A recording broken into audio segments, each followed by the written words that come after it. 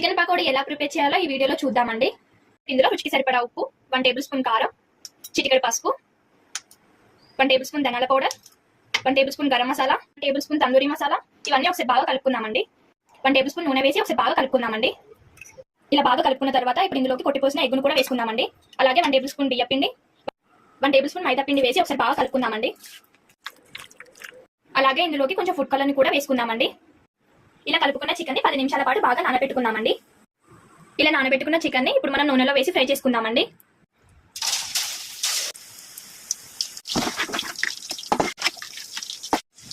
ఇలా వేయించుకున్న చికెన్ పకోడీని ఇప్పుడు మనం ఒక ప్లేట్లోకి తీసుకుందామండి. ఇప్పుడు ఇదే నూనెలోకి 3 పచ్చిమిర్చి కరివేపాకును ఫ్రై చేసుకుంటున్నానండి. ఇలా వేయించుకున్న పచ్చిమిర్చి కరివేపాకును ఇప్పుడు మనం చికెన్ పకోడీలోకి వేసుకుందామండి.